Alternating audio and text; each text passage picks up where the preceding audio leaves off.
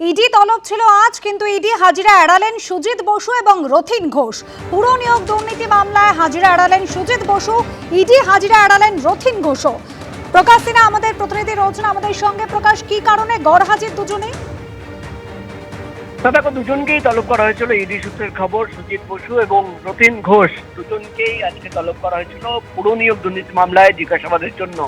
কিন্তু সুজিত বোস তিনি চিঠি দিয়ে জানিয়েছেন ইডি আধিকারিকদের যে তিনি আসতে পারছেন না, ভোট পরবর্তী হিংসা হচ্ছে তার এলাকায় এবং তিনি কর্মীদের পাশে দাঁড়ানোর জন্য তিনি আসতে পারছেন না। অর্থাৎ সুজিত বোস ইডি আধিকারিকদের জানিয়েছেন যে নির্বাচনের ফলাফল ঘোষণা হওয়ার পর লেকটাউন বা আশেপাশে এলাকায় যে ভোট পরবর্তী হিংসা হচ্ছে, একাধিক ঘরবাড়ি ভাঙচুর করা হচ্ছে, সেখানে কিন্তু তিনি যাচ্ছেন এবং কর্মীদের পাশে দাঁড়ানোর জন্য তিনি আসতে পারছেন না, তাকে অন্য সময় দেওয়া হোক। অপরদিকে রথিন ঘোষ তিনিও কিন্তু আজকে হাজিরা এড়িয়েছেন। তুমি জানো, সুজিত বোস একবার এসে হাজিরা দিয়েছেন, তাকে জিজ্ঞাসাবাদও করা হয়েছে, কিন্তু রথিন ঘোষ তাকে আজ পর্যন্ত ইডি আধিকারিকরা জিজ্ঞাসাবাদ করতে পারেনি। রথিন ঘোষ আজকেও হাজিরা এড়িয়েছেন। তিনি ইডি আধিকারিকদের চিঠি দিয়ে জানিয়েছেন যে তিনি বাথরুমে হঠাৎ পড়ে গেছেন অ্যাক্সিডেন্টলি এবং তার পায়ে চোট পেয়েছেন। তিনি বেড থেকে উঠতে পারছেন না। ডাক্তার তাকে 10 দিনের জন্য রেস্ট নেওয়ার অ্যাডভাইস দিয়েছে। অর্থাৎ দুজনেই আজকে কিন্তু হাজিরা দেননি, দুজনই হাজিরা এড়িয়েছেন। এবার দেখার বিষয় হবে যে ইডির তরফে আগামী কি পদক্ষেপ নেওয়া হয়। ধন্যবাদ। বিধানসভা ভোটে ভরাডুবি হয়েছে তৃণমূলের।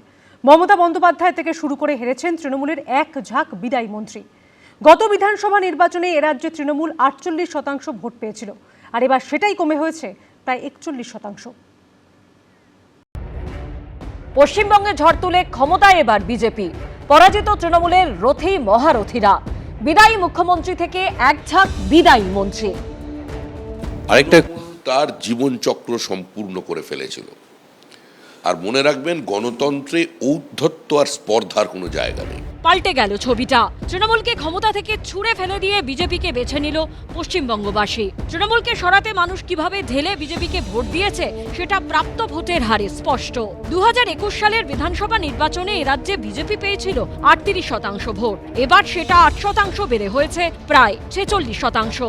গত বিধানসভা নির্বাচনে এ রাজ্যে তৃণমূল 48% ভোট পেয়েছিল, এবার সেটা কমে হয়েছে প্রায় 41%। তৃণমূলের ভরাডুবিতে 22 জন প্রাক্তন মন্ত্রী হেরেছেন। যে তালিকায় প্রথম নাম বিদায়ী মুখ্যমন্ত্রী মমতা বন্দ্যোপাধ্যায়। ঘরের মাঠ ভবানীপুরে শুভেন্দু অধিকারীর কাছে 15,105 ভোটে হেরেছেন তিনি।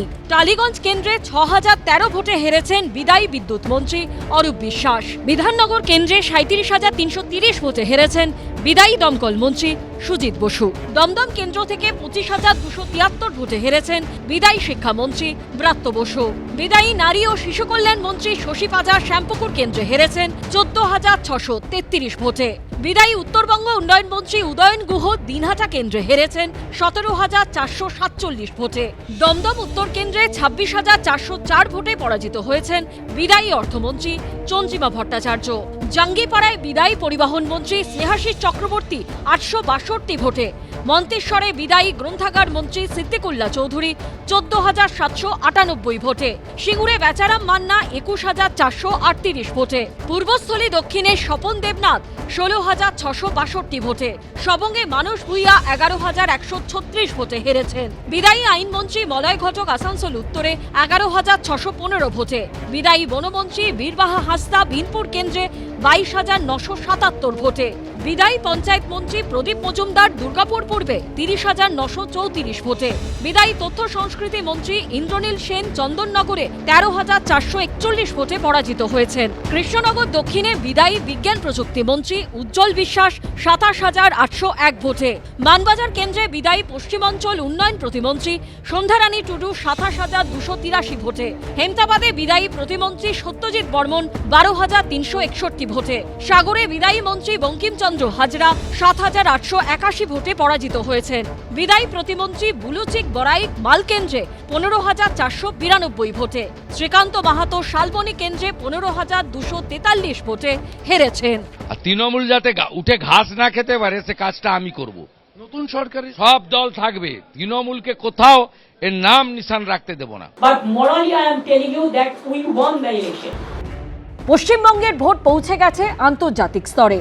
সংবাদ সংস্থা IANS সূত্রে খবর, পশ্চিমবঙ্গে বিধানসভা ভোটে বিজেপির বিপুল জয়ের জন্য প্রধানমন্ত্রী নরেন্দ্র মোদীকে ফোন করে অভিনন্দন জানিয়েছেন আমেরিকার প্রেসিডেন্ট ডোনাল্ড ট্রাম্প।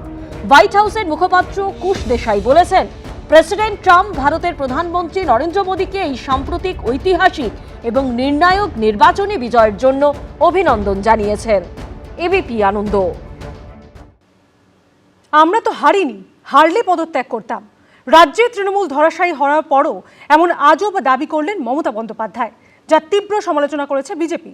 লজ্জাজনক হারের পরেও কেন ক্ষমতা আঁকড়ে ধরে থাকতে চাইছেন তৃণমূল নেত্রী, উঠছে প্রশ্ন।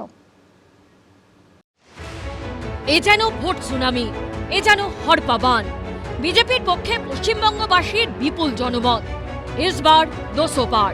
বিজেপির জয় চাপা পড়ে গেল তৃণমূল, ওঠার ক্ষমতাটুকু নেই। 15 বছর ক্ষমতায় থাকার পর নিজের বিধানসভা গণনা কেন্দ্রে গিয়ে এই স্লোগান শুনতে হলো মমতা বন্দ্যোপাধ্যায়কে। অভিষেকের পিসিটা চট চট চট অভিষেকের পিসিটা চট চট চট অভিষেকের পিসিটা। 2011 সালে এভাবেই মানুষের উচ্ছ্বাস আবেগে ভেসে ক্ষমতায় এসেছিলেন মমতা বন্দ্যোপাধ্যায়। আর 2026 সালে এভাবে চলে যেতে হলো সেই তাকে।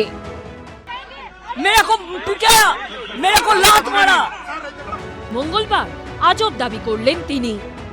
হারলে আমি যদি শপথ দিতে যেতাম তাহলে আমি রেজিগনেশনটা করতাম। এখন তো কোশ্চেন ডাজন্ট অ্যারাইজ। কিন্তু নিজের হার দলের লজ্জাজনক হারের পরও কেন ক্ষমতা আঁকড়ে থাকতে চাইছেন মমতা বন্দ্যোপাধ্যায়? যা সম্ভব নয় তা জেনেও কেন পদত্যাগ করতে চাইছেন না তিনি? গণতান্ত্রিক পদ্ধতিতে কি কোনো বিশ্বাস নেই মমতা বন্দ্যোপাধ্যায়ের? তার এই বিতর্কিত চাঞ্চল্যকর মন্তব্যের জেরে উঠছে প্রশ্ন। কেন কিসের জন্য?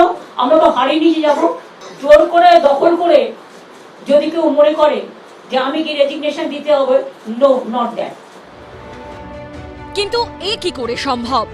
হারলে হার স্বীকার করে রাজ্যপালের কাছে পদত্যাগ করতে হয়, এটাই তো নীতি, পদ্ধতি, নিয়ম, রেওয়াজ।